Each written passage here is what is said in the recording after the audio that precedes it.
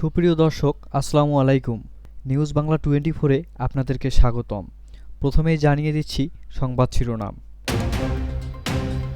কারফিউর মধ্যে গোপালগঞ্জে অভিযান, আটক ৪৫। সরাসরি হামলার নির্দেশনা দেন নিষিদ্ধ ছাত্রলীগের সভাপতি সাদ্দাম। সামনে আরেক লড়াই, সেই লড়াইয়ের প্রস্তুতি নিচ্ছি, বললেন নাহিদ ইসলাম। বিএনপির দুই পক্ষের দ্বন্দ্বে সড়ক অবরোধ, ১৭ ঘণ্টা ফেরি চলাচল বন্ধ। উচ্চকক্ষে পিআর মানবে না বিএনপি। সিলেট বিভাগের ১৭ আসনে প্রার্থীর নাম জানালো ইসলামী আন্দোলন। এতক্ষণ শুনছিলেন সংবাদ শিরোনাম। পুরো খবর পেতে ভিডিওটি শেষ পর্যন্ত দেখুন। সর্বশেষ খবর পেতে চ্যানেলটি সাবস্ক্রাইব করুন। এবার বিস্তারিত।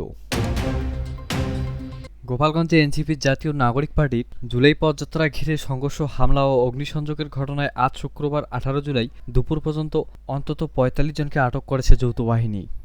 শুক্রবার ১৮ জুলাই কারফিউয়ের সময় দ্বিতীয় দফায় বাড়িয়ে সকাল ১১টা পর্যন্ত এবং আংশিক শিথিল করে বেলা ২টা থেকে সন্ধ্যা ৬টা পর্যন্ত বহাল রাখা হয়েছে। গোপালগঞ্জ সদর থানার ওসি মি সাজেদুর রহমান এই তথ্য নিশ্চিত করেছেন। তিনি বলেন, আটক ৪৫ জনকে আজ শুক্রবার কোর্টের মাধ্যমে জেলা কারাগারে পাঠানো হয়েছে। ৩ ঘণ্টার জন্য কারফিউ শিথিল হওয়ার পর গোপালগঞ্জ শহর ও আশেপাশের এলাকায় যানবাহনের স্বাভাবিক চলাচল দেখা গেছে। সকাল থেকেই অন্তজেলা বাস চলাচল শুরু হয়। গতকালের তুলনায় আজ সড়কে মানুষ বেশি দেখা গেছে। এর আগে গত বুধবার জাতীয় নাগরিক পার্টির এনসিপির নেতাকর্মীদের উপর হামলা ও সংঘর্ষের পর রাত ৮টার দিকে কারফিউ জারি করা হয়।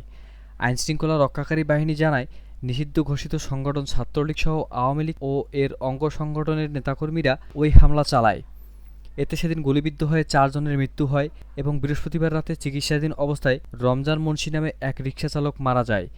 এ নিয়ে মৃত্যুর সংখ্যা বেড়ে দাঁড়িয়েছে ৫। এদিকে সকাল ১১টা থেকে দুপুর ২টা পর্যন্ত কারফিউ শিথিল থাকার সময় গোপালগঞ্জ শহরের অন্যতম গুরুত্বপূর্ণ এলাকা হিসেবে পরিচিত লঞ্চঘাট সংলগ্ন রাস্তার প্রচুর ইজিবাইক, ব্যাটারি চালিত অটোরিকশা ও টেম্পু মাইন্দ্র চলতে দেখা যায়। সড়কে রয়েছে প্রাইভেট কার ও মোটরসাইকেল। জরুরি দরকারে বিভিন্ন গন্তব্য ছুটছেন মানুষ।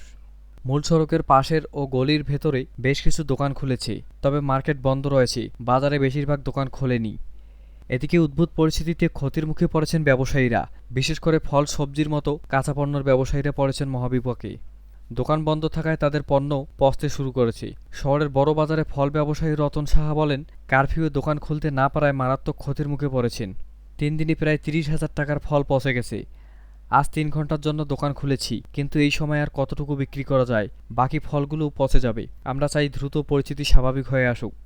এই সময় শহরের আইনশৃঙ্খলা রক্ষাকারী বাহিনীকে সতর্কতার সঙ্গে টহল ও অবস্থান করতে দেখা গেছে। গোপালগঞ্জে গত ১৭ জুলাই জাতীয় নাগরিক পার্টির এনসিপির কর্মসূচিকে কেন্দ্র করে যে হামলা চালানো হয় তার পেছনে শেখ হাসিনার হস্তক্ষেপ রয়েছে বলে অভিযোগ উঠেছে। এনসিপির বিরুদ্ধে সবাইকে উস্কে দিতে তিনি বেশ কিছু অডিও বার্তা পাঠান বলে অভিযোগ রয়েছে। এছাড়াও ফেসবুক লাইভে এসে সরাসরি হামলার নির্দেশনা দেন নিষিদ্ধ ঘোষিত ছাত্রলীগের সভাপতি পলাতক সাদ্দাম হোসেন। যুগান্তরের পত্রিকায় এক প্রতিবেদনে এই কথা জানানো হয়েছে। প্রতিবেদনটিতে বলা হয়, নিষিদ্ধ ঘোষিত গোপালগঞ্জ জেলা ছাত্রলীগের সাধারণ সম্পাদক আতাউর রহমান পিয়ারের কাছে শেখ হাসিনার একটি অডিও বার্তা পাঠান, যা যুগান্তরের কাছে এসেছে। বার্তায় শেখ হাসিনা বলেন, ওরা এনসিপি নাকি গোপালগঞ্জে যাচ্ছে, টুঙ্গিপাড়ায় আমার বাবার কবর ভেঙে ফেলার ঘোষণা দিয়েছে। এর আগে ৩২ নম্বর বাড়ি গুড়িয়ে দিয়েছে, এবার টুঙ্গিপাড়ায় হামলা চালাবে। তোমরা বসে আছো কেন? যে যেভাবে পারো প্রতিহত করো। গোপালগঞ্জে কোনোভাবেই যাতে ওরা ঢুকতে না পারে, কোনো ধরনের কর্মসূচি যাতে করতে না পারে। মনে রাখবা, গোপালগঞ্জের মাটি থেকে ওদের কেউ যাতে অক্ষত অবস্থায় ফিরে যেতে না পারে। প্রতিবেদনটিতে আরও বলা হয়, নিষিদ্ধ ঘোষিত গোপালগঞ্জ জেলা ছাত্রলীগের সভাপতি ও শহরের বেদ গ্রামের বাসিন্দা নিউটন মোল্লাকে শেখ হাসিনার অডিও বার্তায় বলেন, তোমরা ওখানে গোপালগঞ্জে বসে কি করো? ওরা এনসিপির বিভিন্ন জায়গা থেকে লোকজন জড়ো করার চেষ্টা করছে। ফিরোজপুর, বাগেরহাট, খুলনা ও ফরিদপুর সহ আশেপাশের জেলা উপজেলা থেকে লোকজন একত্রিত করে গোপালগঞ্জে ঢুকবে, এরপর টুঙ্গিপাড়ায় যাবে। যেভাবে পারো ওদের প্রতিহত করতে হবে, টুঙ্গিপাড়ায় যাতে কোনোভাবেই ওরা ঢুকতে না পারে। আর যদি টুঙ্গিপাড়ায় ঢুকতে পারে, তাহলে একজনও যাতে জীবিত অবস্থায় ওখান থেকে ফিরে যেতে না পারে, সেই ব্যবস্থা নিতে হবে। যুগান্তরের প্রতিবেদনে উল্লেখ করা হয়, শেখ হাসিনার সঙ্গে টেলিফোনের কথা বলার পরদিন গোপালগঞ্জ পৌরপার্ক মাঠে এনসিপির কর্মসূচির দিন সকালে নিষিদ্ধ ঘোষিত গোপালগঞ্জ জেলা ছাত্রলীগের সাধারণ সম্পাদক আতাউর রহমান পিয়ালের নেতৃত্বে স্থানীয় চর দুর্গাপুর এলাকার পুলিশের গাড়িতে হামলা, ভাঙচুর এবং অগ্নিসংযোগ করা হয়। এর মধ্য দিয়ে এনসিপির শান্তিপূর্ণ কর্মসূচিতে বাধা দেওয়ার বিষয়টি এলাকায় জানান দেন আওয়ামী লীগ এবং তাদের অঙ্গ সংগঠনের নেতাকর্মীরা। শহরে মোহাম্মদপাড়ার বাসিন্দা এই আতাউর রহমান পিয়ালের নেতৃত্বেই পরে এনসিপির নেতার গাড়িবহরে কয়েক দফা গুলি ও বোমা হামলা চালানো হয়। প্রতিবেদনে বলা হয়, কেবল নিষিদ্ধ ঘোষিত ছাত্রলীগই নয়, শেখ হাসিনা আওয়ামী লীগ, যুবলীগ, স্বেচ্ছাসেবক লীগ, শ্রমিক লীগ, কৃষক লীগ, মহিলা আওয়ামী লীগ সহ দলের বিভিন্ন অঙ্গ ও সহযোগী সংগঠনের নেতাকর্মীদের সঙ্গে একাধিকবার টেলিফোনে কথা বলেন তিনি। গোপালগঞ্জের মাটিতে এনসিপি যাতে কোনোভাবেই তাদের কর্মসূচি পালন করতে না পারে সেই জন্য প্রত্যেককে তিনি নির্দেশনা দেন। শেখ হাসিনার নির্দেশের পর এনসিপির কর্মসূচি করাসহ দলটির শীর্ষ নেতাদের হত্যা করতে গোপালগঞ্জে থাকা দলের বিভিন্ন পর্যায়ের নেতাকর্মীরা চতুর্দিক থেকে একযোগে হামলা চালায়। এতে উল্লেখ করা হয়, নেতাকর্মীদের সমন্বয় করেন কলকাতায় থাকা শেখ হাসিনার ফুফাতো ভাই, গোপালগঞ্জ ২ আসনের সাবেক সংসদ সদস্য ও দলের প্রেসিডিয়াম সদস্য শেখ ফজলুল করিম সেলিম। লন্ডনে বসে আওয়ামী লীগের প্রেসিডিয়াম সদস্য, সাবেক মন্ত্রী ও ফরিদপুর ১ আসনের সাবেক সংসদ সদস্য আব্দুর রহমান, আওয়ামী লীগের কেন্দ্রীয় কমিটির সদস্য ও শরীয়তপুর ১ আসনের সাবেক সংসদ সদস্য ইকবাল হোসেন অপু এবং গোপালগঞ্জ জেলা আওয়ামী লীগের সভাপতি মাহবুব আলী খান ও সংগঠনটির সম্পাদক শফিকুল আলম কাজল। তাদের বাইরে গোপালগঞ্জ সহ আশেপাশের জেলা উপজেলায় আত্মগোপনে থাকা নিষিদ্ধ ঘোষিত ছাত্র সংগঠন ছাত্রলীগের নেতাকর্মীদের সংগঠিত করে সংগঠনটির সভাপতি সাদ্দাম হোসেন। কলকাতায় আত্মগোপনে থেকেই ফেসবুকে লাইভে এসে তিনি মাঠের কর্মীদের এনসিপির কর্মসূচিতে হামলা করতে নির্দেশ দেন।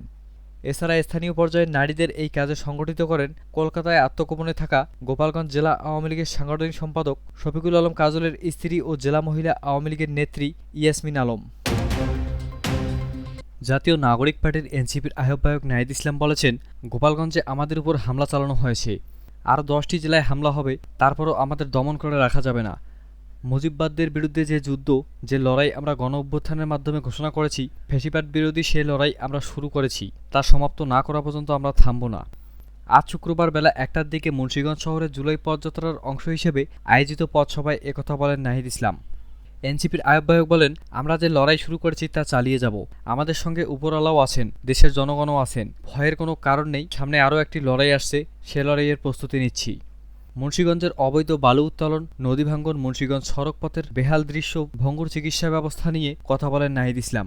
তিনি বলেন, এই মুন্সিগঞ্জে নদী ভাঙ্গন হচ্ছে, চাঁদাবাজি হচ্ছে, প্রতি মাসে নদী ভাঙ্গনের নতুন নতুন জলবায়ু উদ্বাস্ত হচ্ছে। নদী ভাঙ্গন থেকে রক্ষা করব আমরা, নদীর দুর্যোগ থেকে রক্ষা করব আমরা, অবৈধ বালু উত্তোলন, চিকিৎসা সেবায় অমূল্য পরিবর্তন আনব আমরা। এ জেলায় শিক্ষা ও কর্মসংস্থানের দুর্গতি রয়েছে। এজন্য মুন্সিগঞ্জের মানুষ গণ অভ্যুত্থানে যেভাবে প্রতিবাদ করেছিল সেভাবে জেগে উঠতে হবে। এলাকায় এলাকায় প্রতিবাদের সংস্কৃতি গড়ে তুলতে হবে।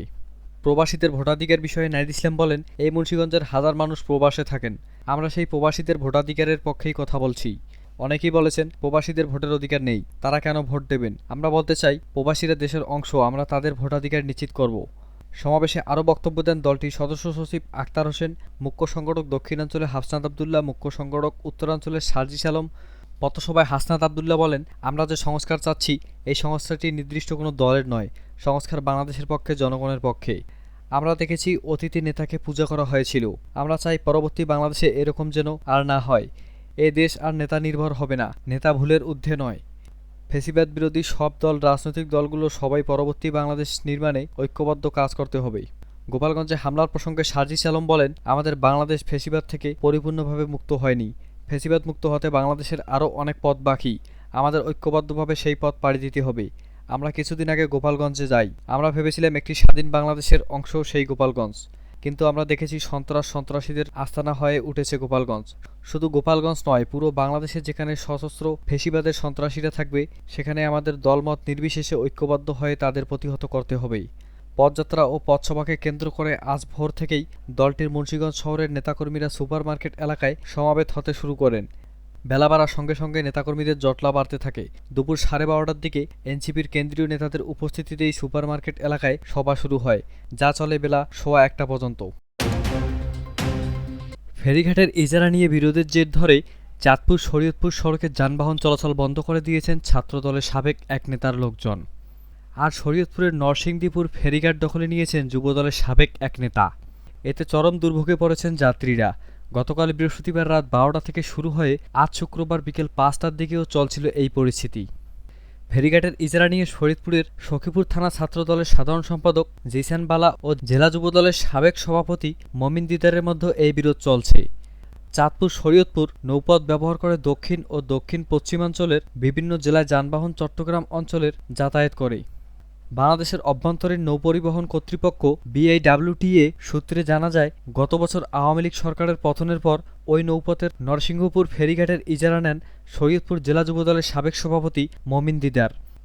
এরই মধ্যে বিআইডব্লিউটিএ ২০২৫-২৬ অর্থবছরে নতুন করে ইজারাদার নিয়োগ করে। ঘাটের ইজারা পান সখীপুর থানা ছাত্রদলের সাবেক সাধারণ সম্পাদক জিসান বালা। ওই ইজারা বাতিলের চেষ্টা করে আসছিলেন মমিন দিদার। এ নিয়ে তিনি প্রথমে শরীয়তপুর আদালতে মামলা করেন। ওই মামলার খারিজ হয়ে গেলে তিনি উচ্চ আদালতে যান। অভিযোগ উঠেছে, বৃহস্পতিবার রাত ১১টার দিকে মমিন দিদারের সমর্থকেরা নরসিংদীপুর ফেরিঘাট দখলে নেন। তারা জিসানবালার লোকজনকে ফেরিঘাট থেকে তাড়িয়ে দেন। এরপর জিসানবালার লোকজন চাঁদপুর শরীয়তপুর সড়কের ভেদরগঞ্জের বালার বাজার এলাকায় যানবাহন আটকে দেন। এতে ওই সড়ক দিয়ে কোনো যানবাহন চলাচল করতে পারছে না। বালার বাজার থেকে কাশিমপুর পর্যন্ত অন্তত ২ কিলোমিটার দীর্ঘ যানজট সৃষ্টি হয়েছে। সেখানে বিভিন্ন পণ্যবাহী ও যাত্রীবাহী যানবাহন আটকা পড়েছে। যানবাহন চলাচল বন্ধ থাকায় ফেরি চলাচলও বন্ধ রয়েছে।